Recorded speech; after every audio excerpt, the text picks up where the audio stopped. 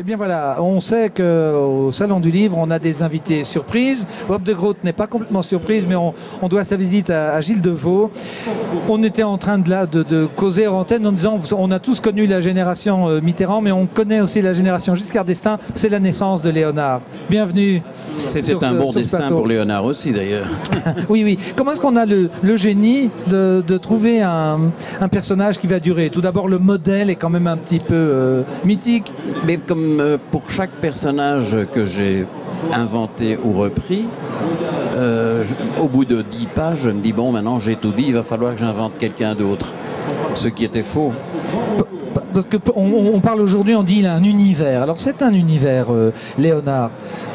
Il se construit, ça aurait pu disparaître, vous disiez, oui, en antenne aussi. Oui, oui. Après combien de numéros? 2, 3, 4? C'est-à-dire que c'est Greg qui a pris le personnage oui. pour les éditions d'Argo, parce que il fallait qu'on lui trouve absolument quelqu'un, un personnage, parce qu'il voulait animer Achille Talon Magazine, qui n'a malheureusement duré que 7 numéros avec le numéro 0. Et donc, il m'a demandé de créer un personnage. Et je ne trouvais rien du tout. Et un jour, comme je lui présentais des scénarios d'un autre personnage, Robin, pour qu'il les valide avant que je les passe au dessinateur turc, j'avais fait un gag avec Léonard. Hein, un copain du shérif de Nottingham, il lui avait inventé un truc pour remplir les caisses du comté, et c'était le parc-mètre. Évidemment, le gag ça marche final... toujours, le parc-mètre. Oui, ça a bien suivi. Ça marche très bien, oui. Et alors, le gag final, bien sûr, c'est que Robin détroussait le parc-mètre comme n'importe quel autre passant. Alors donc, il a dit, mais voilà le personnage, il faut le sortir tout de suite de Robin et lui faire vivre sa vie propre. Oui. Donc c'est grâce à Greg qui avait le nez creux aussi que Léonard... Alors le mythe, c'est en même temps c'est l'apprenti sorcier, parce que c'est quand même le mythe du héros incompréhensible qui trouve des choses, de l'apprenti, du chat. Cet univers qui va devenir familier, puisque 74 à 2012, ça fait quand même une belle longévité. Ça veut dire que l'auteur avance aussi dans les années, dans la créativité, en s'inspirant. Qu'est-ce qui en 2012 peut encore contribuer dans tous les défauts de l'humanité à créer des personnages dans leur facétie? À l'époque, dans les années 74, on y était, un petit coup de blues, et puis on passait de Gaston Lagaffe à ça, et puis après il y aura eu les amis Gottlieb, Mandrika qui étaient sur ce plateau l'année dernière, toutes ces générations. En 2012, ça marche toujours. Hein. Oui, et c'est ce dont tout le monde s'étonne. Moi, je suis à ma 3e génération de lecteurs. Je l'ai vu l'année passée, quand j'étais en Corse, il y avait une jeune grand-mère, avec son fils qui était forcément plus jeune, et le petit dernier, ils voulaient tous me raconter une histoire qui leur avait bien plu, c'était 3 histoires différentes.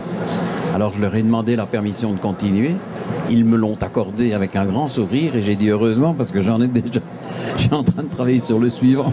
Oui, oui, et puis on est en train d'emmener dans l'au-delà les tout premiers lecteurs qui étaient eux la génération Tintin, qui avait grandi. Est-ce qu'on peut parler encore de fierté avec la Belgique aujourd'hui, qui est quand même la terre natale de cette bande dessinée tellement européenne? Mais je pense qu'elle est restée la terre natale, c'est vrai. C'est une page d'histoire. Mais depuis, il y a eu beaucoup de choses qui ont évolué en France, même en Suisse. Il y a des tas de... Tout le monde s'est mis à faire de la BD avec beaucoup de bonheur, d'ailleurs. Beaucoup de talent, mais tout le monde se plonge, se retourne, que ce soit Léonard, que ce soit le concombre de l'an dernier.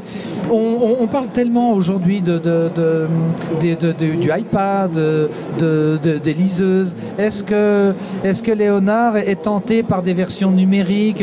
Comment vous réagissez à cela? On sait que les graphistes, que les scénaristes sont très up-to-date, mais on aurait des versions, indépendamment du fait qu'on puisse scanner la BD. Est-ce que c'est un univers qui vous tente, ou vous dites non, nous c'est une autre époque? Moi je laisse la porte ouverte à toutes les inventions, c'est mon devoir. C'est obligatoire. J'ai moi-même un iPad. Oui, on est obligé, il est là. Un MacBook Air et un grand écran pour mon ordinateur. Mais je les emploie plus pour écrire, parce que j'ai des projets aussi. Je suis en train d'écrire des nouvelles et... Il faut qu'on en parle, oui, oui. Ah ouais, non, c'est amusant. Sans images, ce coup-là. C'est-à-dire, j'écris des nouvelles qui seront transformées en images par après. Donc, c'est tout un programme. Non, j'ai beaucoup de projets. J'arrête jamais d'en avoir. Au fait des techniques, les projets, donc on vous trouve sous quel nom? Vous changez de nom? C'est le même nom? C'est le jour de Grotte? Ben oui. Est-ce qu'on fait du neuf? On est habitué. Nous, on est très contents. C'est le numéro 42. C'est une bande dessinée. Oui. En fait, de Grotte, ça veut dire le grand. Donc c'est un hommage à Hergé. C'était le nom du père de Joëzette. Hergé est toujours présent dans le monde de la BD. Oui. Malgré des tentatives de dire qu'il était un peu... non. Hein, il faut voir, c'est encore, je pense, lui qui vend le plus de figurines en résine. Puis je crois qu'il y a eu un film récemment, mais j'ai oublié le titre et le réalisateur. On va s'amuser. C'est un jeune qui débute. C'est un jeune qui débute. Et il paraît qu'il est prometteur. Ben oui. Non, mais ce qui est formidable, c'est qu'il avait acheté les droits à l'époque d'Indiana Jones, il y a 40 ans, donc il avait quand même un flair. On aura un de Grotte en 3D, un Léonard. Moi, ça me ferait bien plaisir en relief.